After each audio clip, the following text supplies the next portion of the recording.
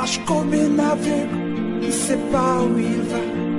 Tu marches comme un sourd qui n'entend rien du tout. Tu t'en fous de Dieu, tu te moques de sa Bible. Mais un jour, tu couleras des larmes pour tout cela. Tu vas couler des larmes, tu vas pleurer un jour. Dis-moi si tu mourrais ce soir, mais que diras-tu à Dieu? Si tu mourrais demain, que diras-tu à Dieu? Mais si tu mourrais ce soir, que diras-tu à Dieu? Si tu mourrais demain, que diras-tu à Dieu?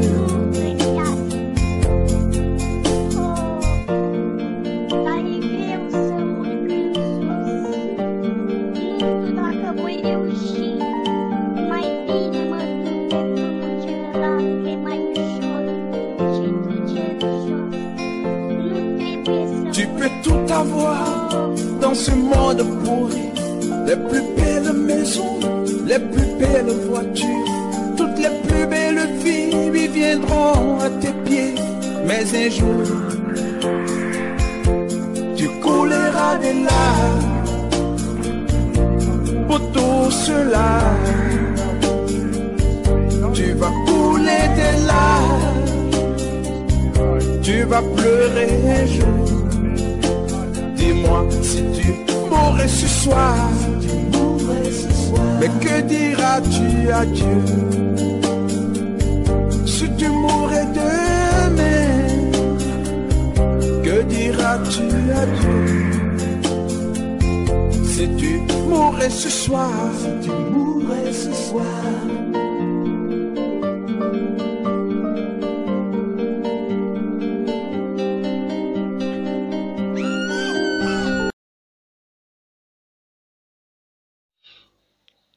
Chers tous, bonjour, bonsoir. Chers auditeurs, chères auditrices, chers internautes, bien-aimés dans le Seigneur, chercheurs de la connaissance, chercheurs de la vérité, j'ai le réel plaisir de venir encore sur ce plateau, Mystère du ciel, pour partager des révélations sur les choses cachées, mais qui ont été révélées aux enfants de Dieu, à ceux qui ont reçu Jésus dans leur vie comme Seigneur et Sauveur. C'est toujours moi, votre humble serviteur, le docteur Véracité KTN, qui me tient devant vous afin de vous révéler ces choses. Bien-aimés dans le Seigneur, connectez-vous, partagez déjà les liens de cette vidéo à vos proches, parce que aujourd'hui, je vous apporte une 7e preuve pour répondre à notre série de questions sur le prophète Berger Mosley Choukou, vrai ou faux prophète. Aujourd'hui, nous allons prier, comme de coutume. Nous allons entamer un cantique pour glorifier le Seigneur par un chant. Ainsi, prions donc ensemble pour recommander cette émission entre les mains du Seigneur. Prions. Tendre Père, ta fidélité est grande et merveilleuse. Ô Seigneur Jésus, cela a toujours été un plaisir pour moi de parler de ta part, Seigneur. Ô Dieu, si je ne parle pas de ta part, Éternel mon Dieu, je me sens étouffé, car cela est le mandat que tu m'as donné.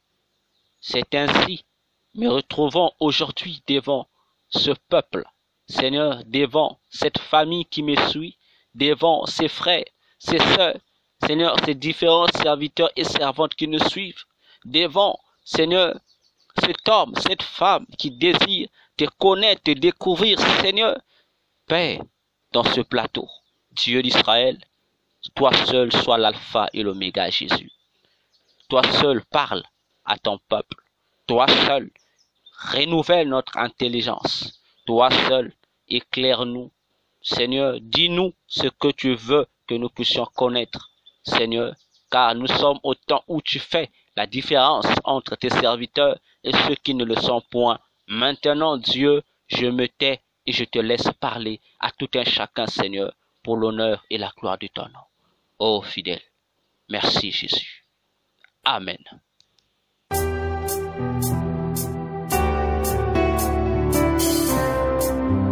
Les annales du monde présentent une quantité d'hommes aux sentiments généreux, des philanthropes débordant d'altruisme. Si Jésus n'était rien d'autre qu'une de ces honorables personnes, il n'y aurait pas autant de polémiques autour de lui. Jésus est mon sujet d'adoration. Seigneur, je veux t'adorer dans ces instants précieux. Alléluia. Toujours à tes pieds, je demeure. Toujours à tes pieds, je m'abandonne. Oui, Seigneur, mon divin roi, mon absolu, le sujet de mon adoration. Toujours à tes pieds, je demeure. Toujours à tes pieds, je m'abandonne. Oui, Seigneur, mon divin roi, mon absolu, le sujet de mon adoration. Toujours à tes pieds, oui, je demeure. Toujours à tes pieds, je m'abandonne. Oui, Seigneur, mon divin roi, mon absolu, le sujet de mon adoration. Toujours à tes pieds, je demeure. Toujours à tes pieds, je m'abandonne. Oui, Seigneur, mon divin roi, mon absolu, le sujet de mon adoration. Seigneur Jésus, tu es l'encre de ma plume, le sang de ma mélodie, les plus belles lettres de ma poésie, jamais exprimées. D'âge en âge t'as renommé, c'est accru à cause de l'accomplissement de tes promesses. De tes promesses, Jésus. Des empereurs romains aux leaders communistes, des philosophes athées aux théologiens juifs, des imams aux prêtres bouddhistes, tous ont utilisé des moyens possibles et inimaginables pour venir à bout des disciples de Jésus-Christ. Mais pour nous, si jamais un homme était Dieu ou Dieu était un homme, Jésus-Christ est le Dieu à la fois.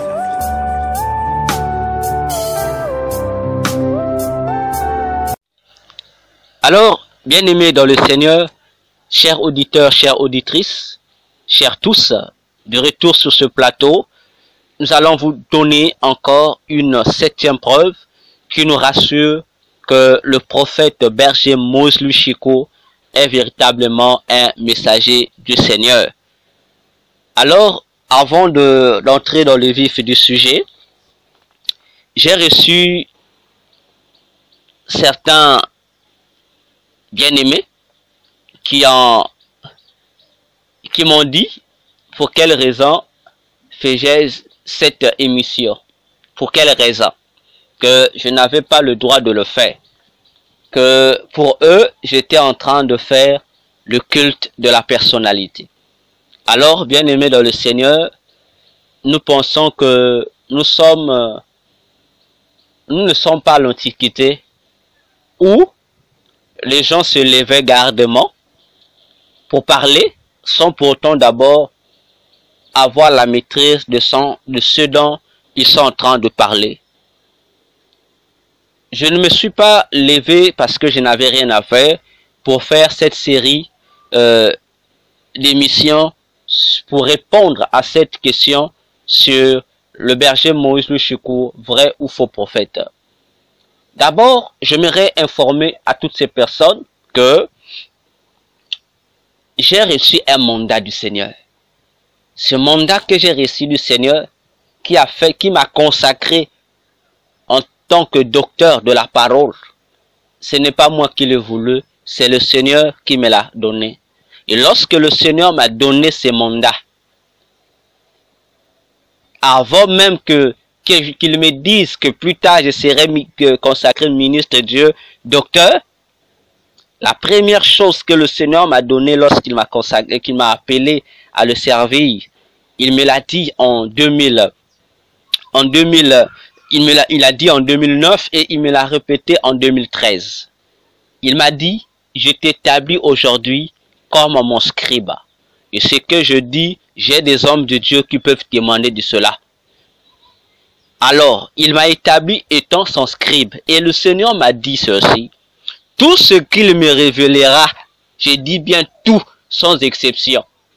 Je ne dois pas les garder, je dois à mon tour les révéler au monde. Parce que s'il me montre ces choses, s'il me révèle ces choses, ce n'est pas pour que je les garde, mais c'est au contraire pour que je les révèle au monde entier et à quiconque désira de découvrir. Alors, ceux qui pensent que je fais le culte de la personnalité, je suis désolé. Ça veut dire que vous-même, vous ne savez pas c'est quoi le culte de la personnalité. Je ne viens pas ici adorer le berger Moses Chico, désolé. Je viens ici répondre à une question. Parce que la Bible nous dit ceci dans le livre de Proverbes. Je pense que nous connaissons. La Bible nous dit dans le livre de Proverbes que lorsqu'il n'y a pas de révélation, le peuple est sans frein. Mais heureux s'ils observent la loi de l'Éternel. C'est pas si vous m'avez suivi. Je reprends. Dieu dit ceci. Proverbe déclare, il dit, Proverbe 29, le verset 18, il dit, quand il n'y a pas de révélation, le peuple est dans le trouble. Mais heureux si ce peuple observe la loi.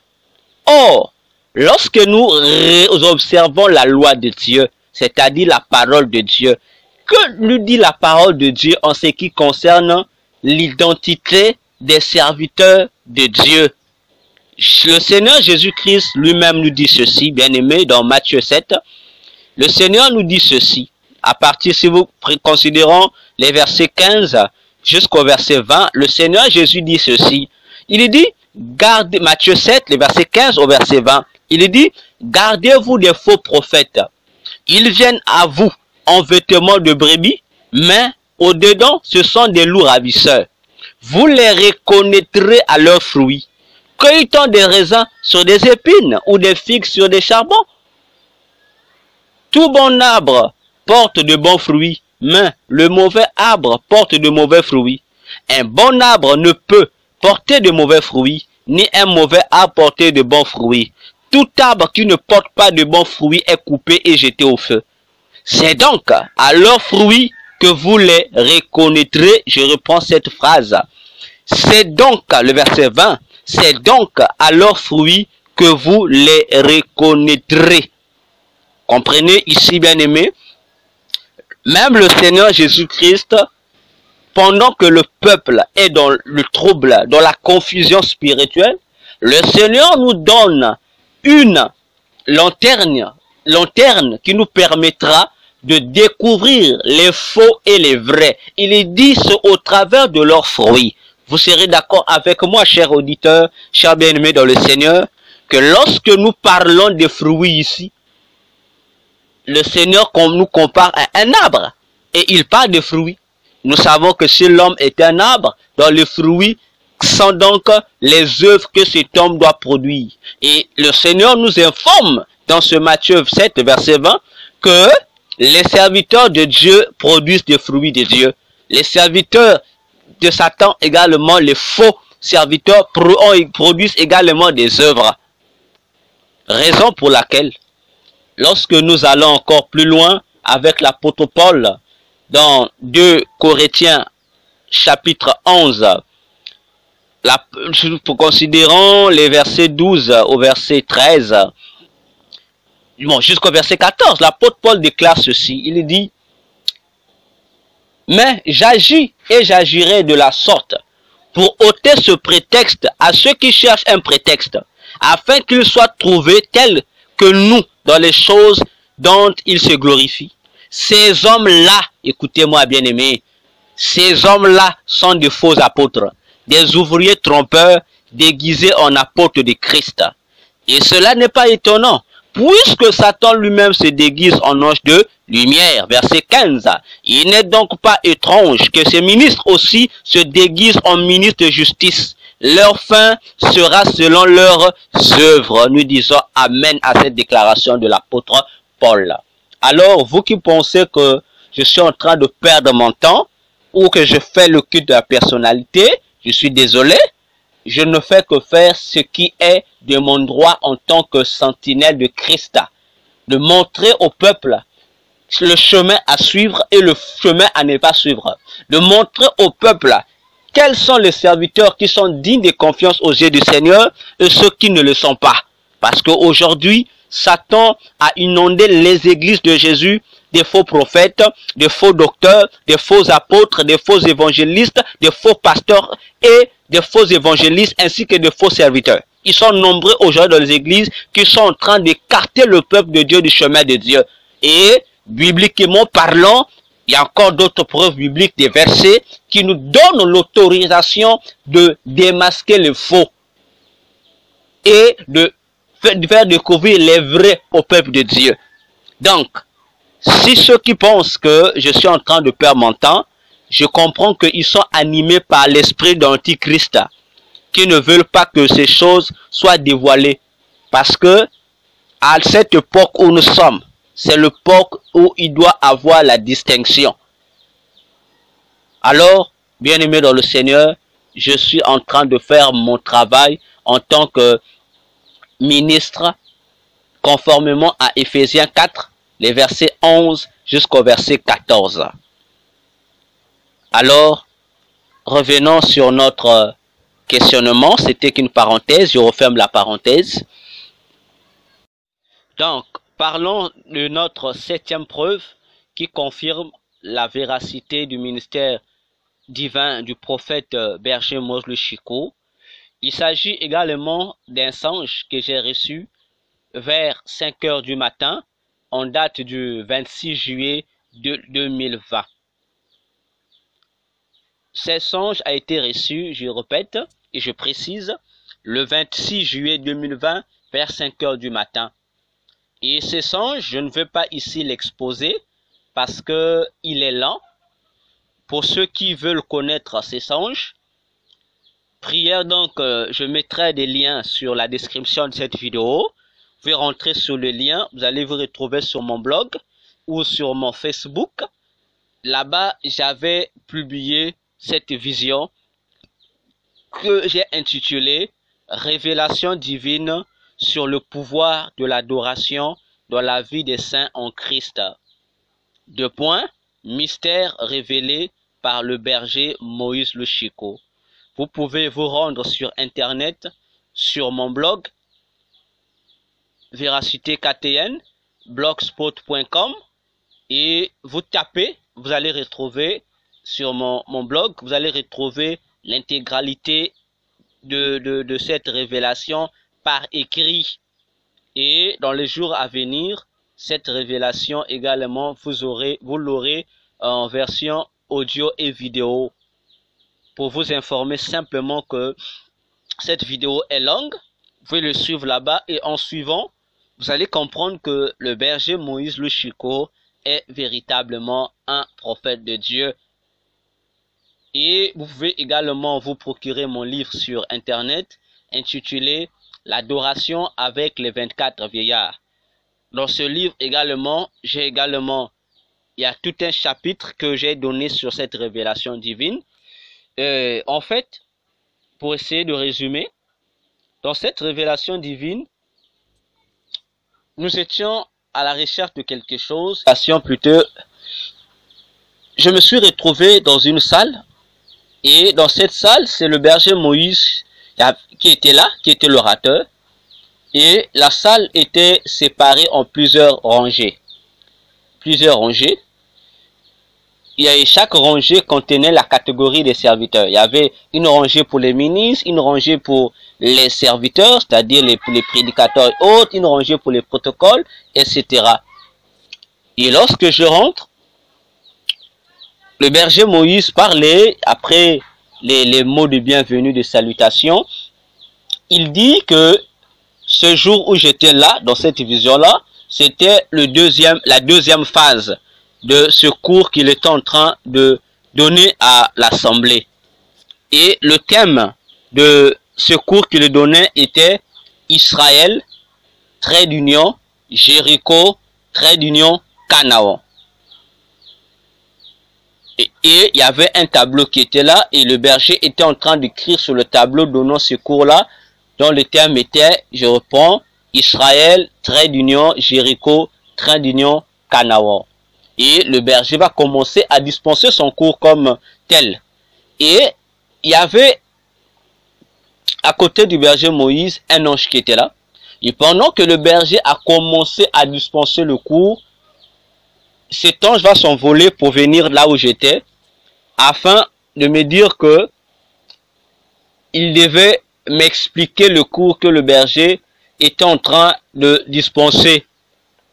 Et là, bien aimé dans le Seigneur, je n'écoutais plus rien de ce que disait le berger Moïse, mais je n'écoutais que ce que l'ange me disait. Donc c'est comme si l'ange répétait ce que le berger disait. Et l'ange m'a dit que c'était pour moi une spécialité, une grâce particulière, que d'écouter les explications qu'il me donnait, jusqu'à ce qu'il va m'expliquer ce que le berger Moïse expliquait en ce qui concerne le mystère sur l'adoration de Dieu, sur l'adoration dont le thème était Israël, Jéricho, Canaan. Donc, voilà encore une septième preuve qui me convainc de la véracité du ministère du prophète berger Moïse le Chico. Alors, pour ceux qui veulent des précisions, prière de consulter mon livre sur l'adoration avec les 24 veillards pour rentrer en profondeur de ces choses, ou de consulter mon blog sur internet, cette révélation-là. Ainsi, bien aimé, que Dieu vous bénisse, vous qui nous avez suivis. Si vous avez des questions, des commentaires, vous pouvez les poser sur les commentaires. Je suis disposé à vous répondre. N'oubliez pas de liker cette vidéo. N'oubliez pas également de vous abonner sur notre chaîne pour recevoir d'autres révélations divines. Que le Seigneur vous bénisse. Bien-aimés, merci de votre attention. Partagez cette vidéo. À nous revoir dans notre 8e preuve, puisqu'il y en a 9. À moins que le Seigneur nous ajoute une autre preuve. Mais il y en a 9 que je vais vous donner pour confirmer la véracité du ministère du prophète Moïse le Chico. Que Dieu vous bénisse. Merci.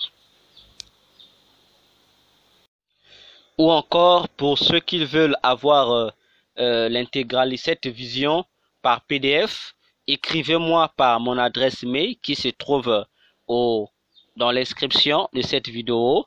Écrivez-moi sur mon adresse email veracitéktn@gmail.com ou encore sur mon adresse WhatsApp plus 242 05 544 22 19.